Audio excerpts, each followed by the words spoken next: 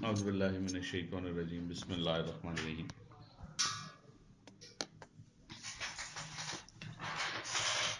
पूरे गौर से आपने बात सुननी है।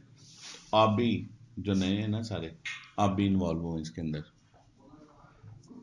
नोट नहीं करना, ये आ रही है ना। देखो भाई, कारोबार में कोई किसी का दोस्त नहीं होता, कारोबार में दोस्ती नहीं की जाती। कारोबार कारोबार होता है।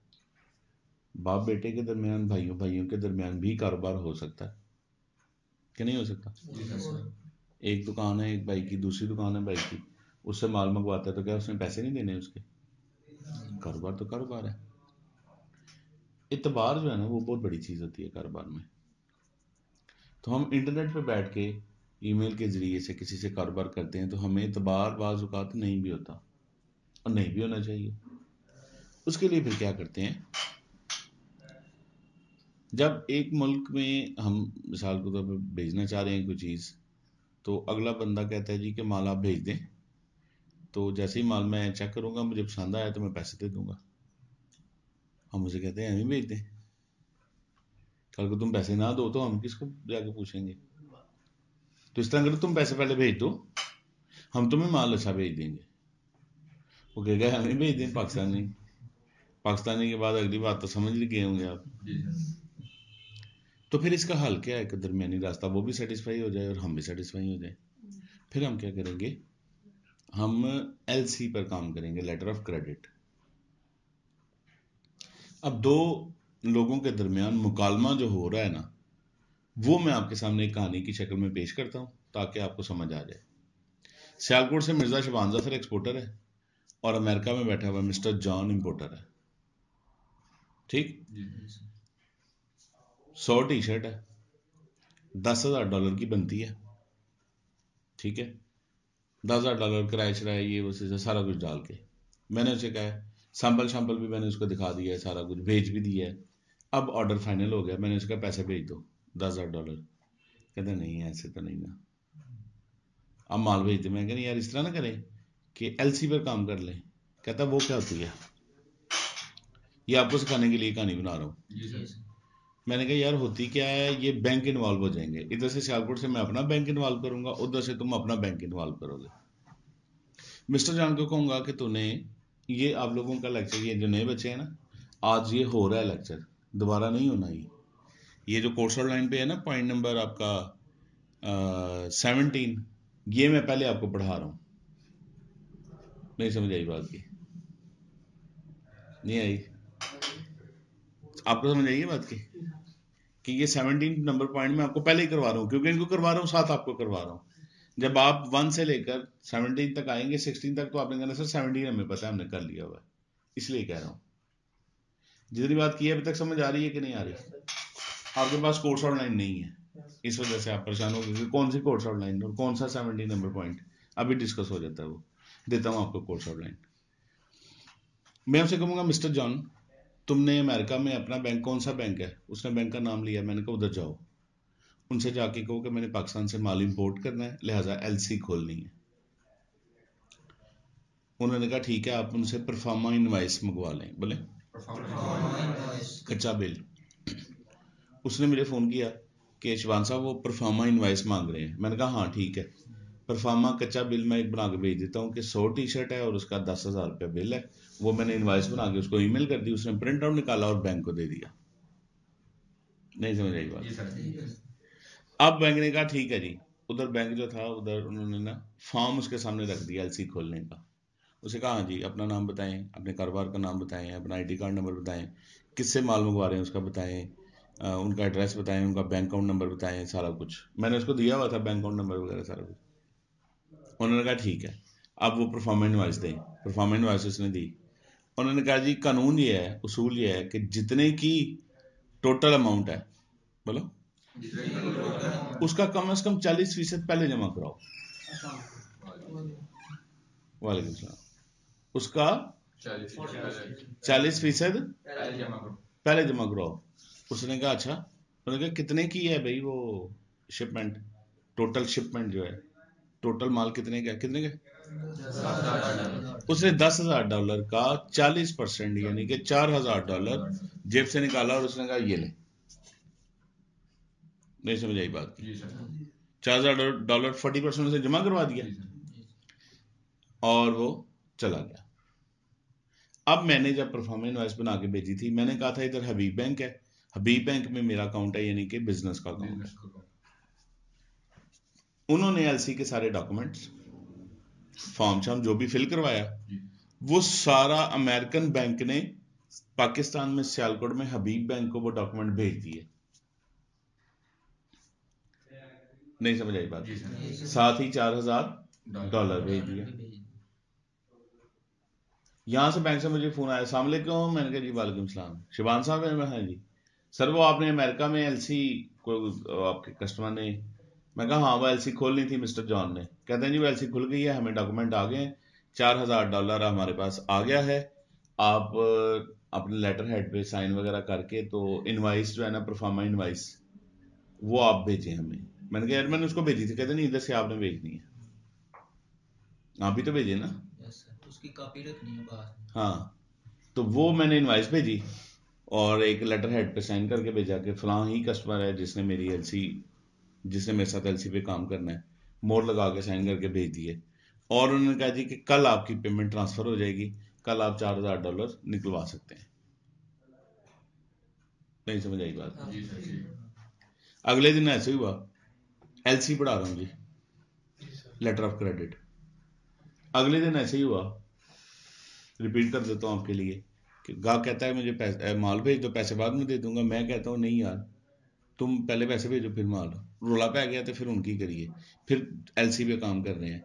वो जो मेरा गाहक है मैंने उसे कहा तो अपने मुल्क में बैंक में जा, उधर जाके एलसी फॉर्म भर और एलसी खोल और पैसे जमा करवा।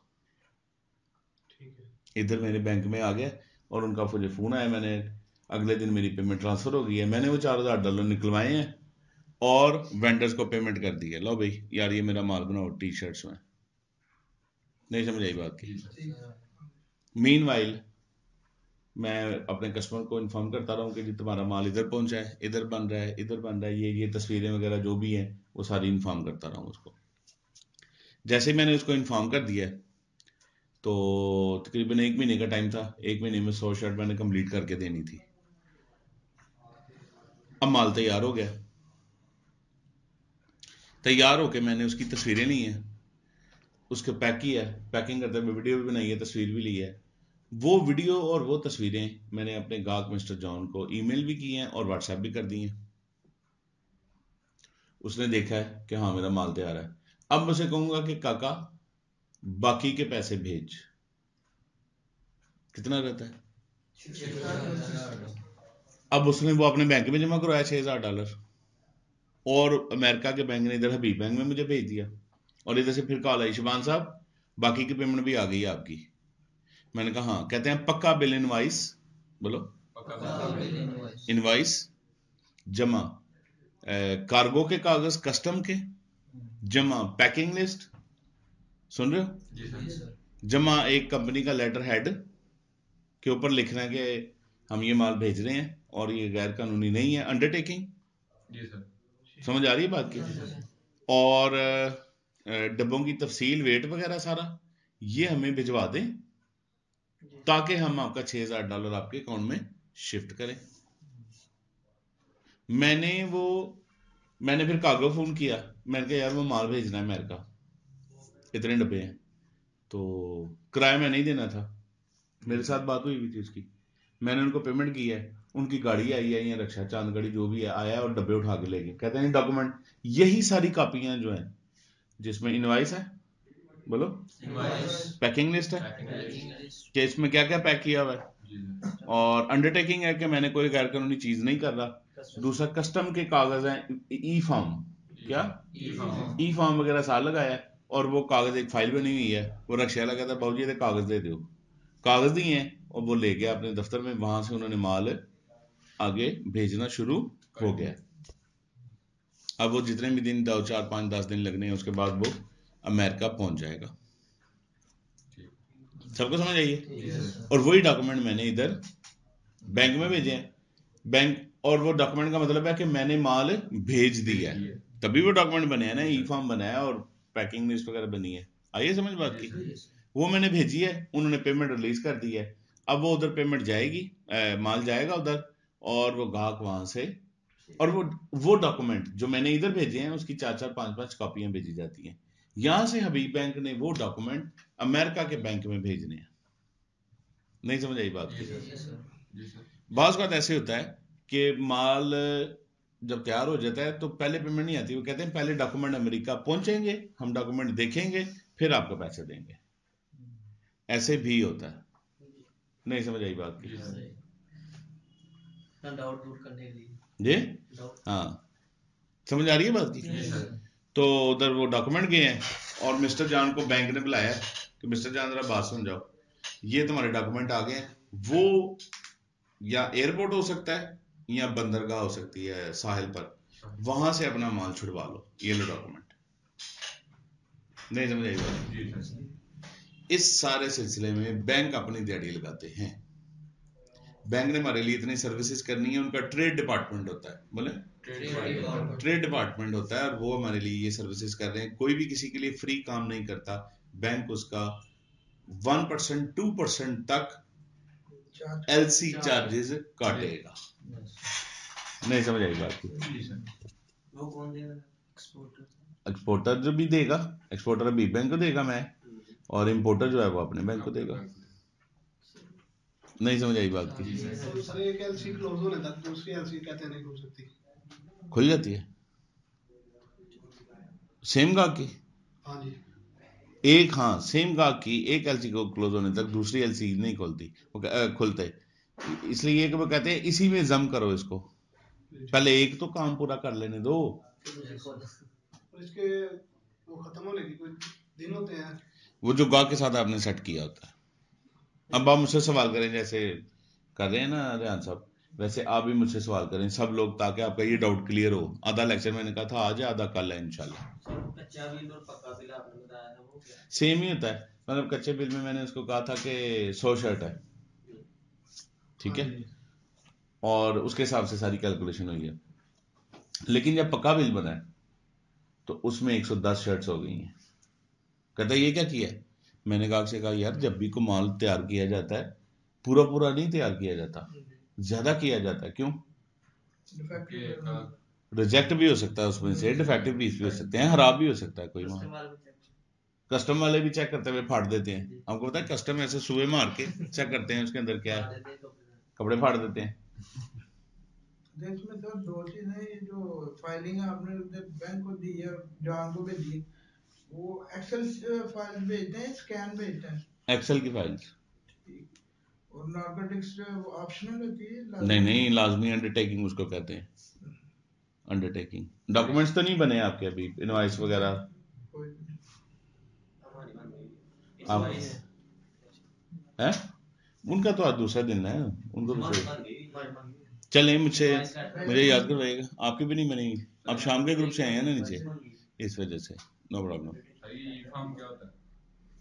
ई फॉर्म पे पूरा लेक्चर है, इससे अगला वो देखो कोर्स आउटलाइन में पढ़ो, ई फॉर्म है। वैसे ये बेहतर रहता है ये बैंक को इन्वॉल्व करके या दूसरा? ये बेहतर रहता है बैंक को इन्वॉल्व करके। हाँ, इससे भी बेहतर ज्यादा ये रहता है कि सारे पैसे पहले मंगवा लो।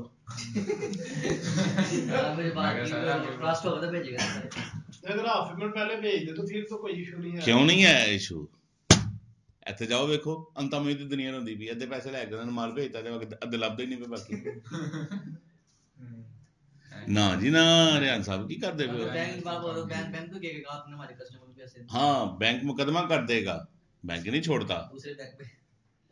हाँ बैंक कहता है ये अपने तो पकड़े ना पैसे, हाँ मुझसे ले लेते हैं, फिर 4 गुना निकलेंगे ना। फिर नहीं अकाउंट में पैसे ना हो तो फिर मुकदमा करते हैं। हाँ मुकदमा करते हैं, फिर जेल में चले जाते हैं। बैंक के जरिए करने, लेकिन छोटे छोटे काम जो है उसको एलसी नहीं करनी चाहिए। उनको भी पता होता है मतलब $100-200 $400 का क्या एलसी खोलनी है। जी सर, खोलना खर्चा भाई यहाँ से। हाँ चलें सवाल करें। और जेन में जो है जो सवाल जेन में आ रहा है करें, छोटे से छोटा सवाल भी करें जरूर। हर ऑर्डर पे एलसी खोलनी होती है। जरूरी नहीं है। अगर एक बंदा है वो कहता है यार मैं एलसी क्या खोलनी है, मैं आपको पैसे भेज देता हूँ, तो ये ठीक है। उसे भी पता है कि बैंक इन्वॉल्व होने हैं तो खिंच खिंच लगनी है, फिर उधर भी दो डॉक्यूमेंट, उधर भी दो, उधर भी दो, उधर भी दो। समझ आइए बात की। तो वो भी कहता है यार मैं पैसे भेज देता हूँ। बात हम भी कहते हैं चलो यार अल्लाह मालिक है, हम तुझे माल भेज देते हैं, तो पैसे दे दे।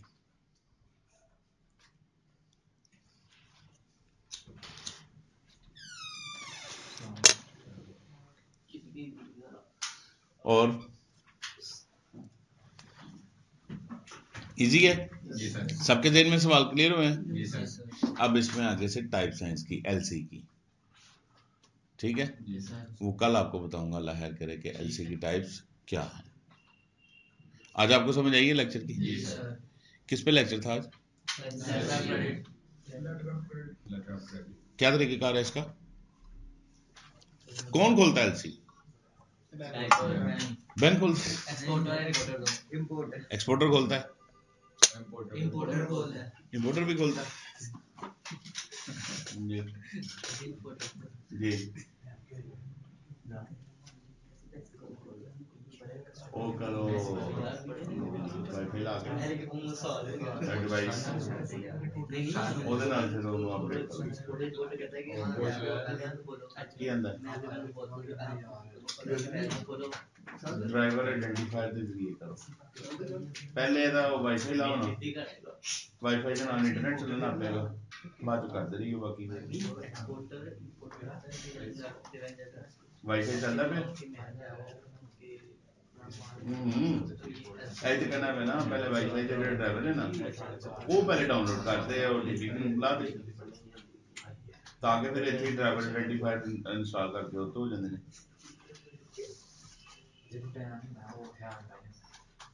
डेल दे आहो डेल दे होंगे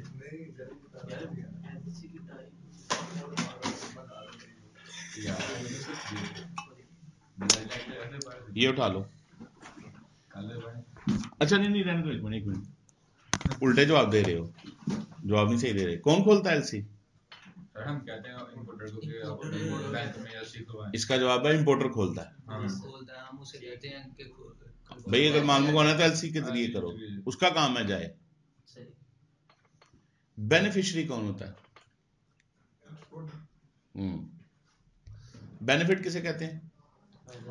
फायदा कौन ले रहा है? एक्सपोर्ट, उसे बेनिफिशियरी कहते हैं।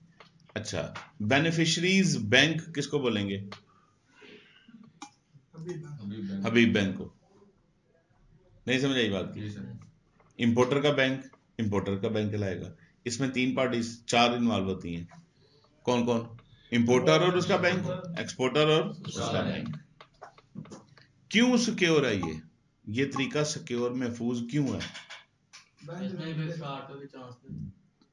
चांस तो होते हैं। अगर हम डब्बों में पत्थर भर के भेज दें तो अगले बंदे के हाथ में डॉक्यूमेंट ही आना ना, उधर जाएगा जाके निकलवाएगा, कहाँ है बटे भेजे नहीं हो सकता। फिर वो एक दफा ही कर सकेगा ना ऐसा, कर तो दिया ना, वो तो कर लिया ना, तो आगे कस्टमर तो ढूंढेगा ना। इनके जवाब कल मिलेंगे आपको कि कौन कौन सी एलसी होती है जिसमें इन चीजों का भी बंदोबस्त किया गया। ठीक, कुछ समझ आइए आज आपको? जी सर। अल्लाह खैर करेगा। छोटा लेक्चर है एलसी का, पहले दिन में इतना ही समझाता हूँ सिर्फ, उसकी वजह कि जब आपका ज़हन चलेगा कल इसकी जब टाइप समझाऊंगा फिर आपको इसकी मजीद पेचीदगियाँ समझ आएंगी। पाकिस्तान में 5-6 किस्म की 3-4 किस्म के एलसी पे काम हो रहा है, ठीक है। तो बाकी भी कोशिश करूंगा आपको बताऊं, वो 4 तो बताऊंगा ही, उसके अलावा भी जो है वो भी बताऊं ताकि एक कोर्स की अच्छी शक्ल बन जाए। एनी क्वेश्चन जी? अगर को पता जानता तो उसको ना नो को हमारा बंदा उधर नहीं मैं समझ गया हूं कि आप गारंटर डाल के तो पैसे माल भेज देंगे तो पैसे मिल जाएंगे, नहीं मिलते। अगर आपका माल को प्रॉब्लमेटिक है तो नहीं मिलेंगे पैसे, जो मर्जी कर लें आप। आपने किसी की गारंटी दी हो कि यार ये माल इसके पैसे, मैं गारंटी देता हूँ ये पैसे दे देगा, आपने मेरी गारंटी दी है, मैंने इससे माल लेना है, इसने मुझे माल दिया, मैं कहूँगा रेहान साहब देखो ना जरा ये माल है इस काबिल के इसको पैसे दूं, अब आप चुप करेंगे कि नहीं करेंगे? जी सर। नहीं समझ आई बात की? Yes, sir. आपने इसको गारंटी दी थी कि मिर्जा साहब पैसे देंगे जनाब, आप फिक्र ना करें। इसका माल मैंने आपके सामने रख दिया कि ये देखें जरा मैं क्या लूँ इस माल को। अब आप मुझे मजबूर कर सकते हैं? आइए समझ बात की। वैसे भी पर्सनल गारंटी कोई पर्सनल गारंटी नहीं होती, बैंक की गारंटी बैंक गारंटी होती है। बैंक तो भी केस करेगा आपके ऊपर।